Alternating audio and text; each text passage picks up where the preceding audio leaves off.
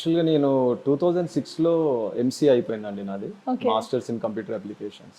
తర్వాత నేను సాఫ్ట్వేర్ కంపెనీలో జాయిన్ అయ్యాను, Okay. First American corporation. Okay అక్కడి నుంచి కంటిన్యూస్గా 2020 వరకు చేశాను job, software engineer job. Okay అంటే different companies like Yahoo, Wells Fargo, TCS.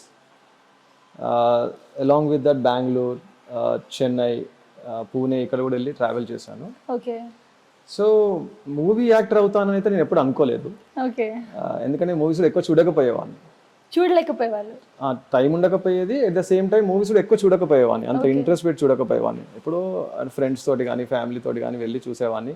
అంటే పర్టికులర్గా చాలా ఇంట్రెస్ట్ తోటి చూస్తారు కదా మూవీస్, అలా చూడకపోయేవాడిని. Because my career is completely different. అవును ఎప్పుడు చదువుతూ ఐటీ జాబ్ కదా, అవునవును చాలా జాబ్లో కూడా ఫుల్ 9 to 9 జాబ్ అది. అవును we don't get that much time, అవును చాలా ప్రెషర్ ఉంటుంది కదా. ప్రెషర్ ఉంటుంది.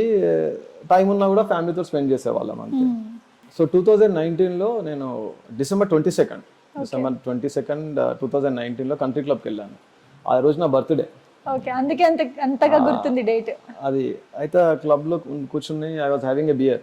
ఓకే అక్కడ నుంచి ఒక డైరెక్టర్ వచ్చి చూసి అడిగాడు అనమాట, సార్ మీకు తెలుగు వస్తుందా అంటే, ఆమె తెలుగు అయ్యా అని చెప్పాను. ఓకే చెప్తే మీరు మూవీస్ ఏమైనా చేస్తారా అంటే, లేదు I'm not a movie actor అని చెప్పాను, I'm like A software guy. అంటే, సార్ మా మూవీలో ఒక ఆపర్చునిటీ ఉంది, మీరు చేస్తారా అన్నాను. నేను అన్నాను ఓకే, అంటే నాకైతే ఎక్స్పీరియన్స్ ఏం లేదు, కానీ మీరు అడుగుతున్నారు కాబట్టి ఓకే వీ విల్ డూ అన్నాను. Something if opportunity comes to you can't say no, right? అవును సో అన్న తర్వాత నెక్స్ట్ అక్కడి నుంచి నెక్స్ట్ డోర్ అన్నమాట. క్లబ్లో 3 doors ఉంటాయి. లోపలికి వెళ్ళగానే అక్కడ ఆల్రెడీ షూటింగ్ అవుతుంది. ఓకే ఓకే సో దాంట్లో they are looking for a villain character. Okay so వాళ్ళు అనుకున్న విలన్ ఆ రోజు హ్యాండ్ ఇచ్చాడు, వాళ్ళకి రాలేదు. ఓకే సో నన్ను పెట్టేశారు అక్కడ.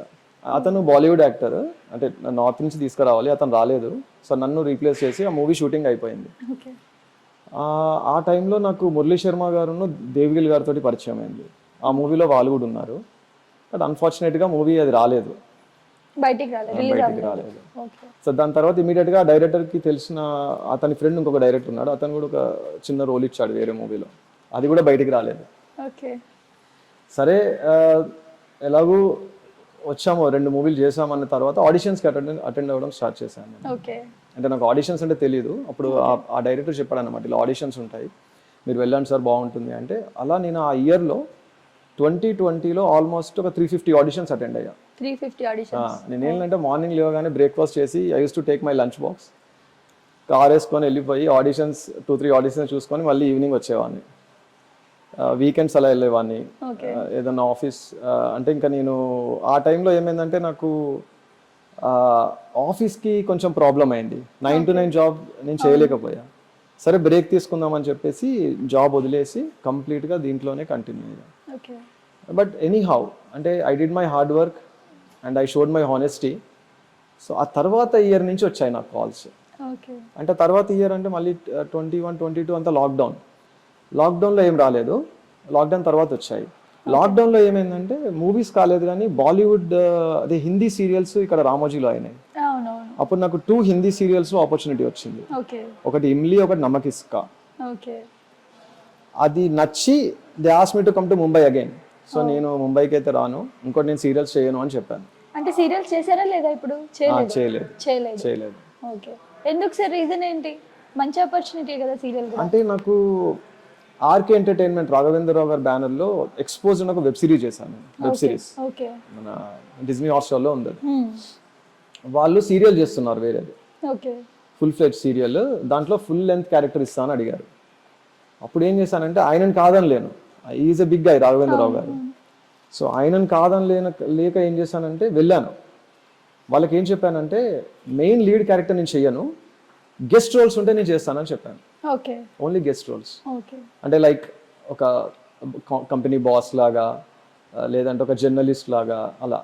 సో అక్కడ నేను ఒక 10 days చేశాను. దాంట్లో ఒక I did a senior journalist role who work with the minister అనమాట, మెయిన్ విలన్ తోటి ఉంటాడు. ఆ తర్వాత చెప్పేసాను నేను చెయ్యనని. మళ్ళీ కాల్ చేశారు, మళ్ళీ అలా 3-4 times కాల్ చేశారు వాళ్ళు. వాళ్ళకి అప్కమింగ్ సీరియల్స్లో కూడా ఇస్తానని చెప్పారు, ఇప్పటికి కాల్ చేస్తూ ఉంటారు. అండ్ ప్రాబ్లం ఏంటంటే సీరియల్లోకి వెళ్తే మూవీస్ చేయలేము.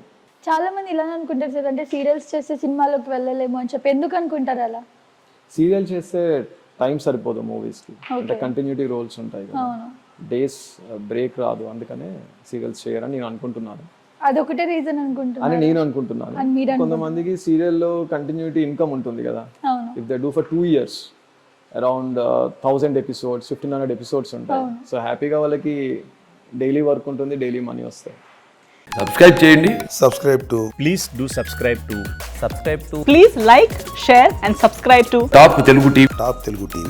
Top Telugu TV. Top Telugu TV.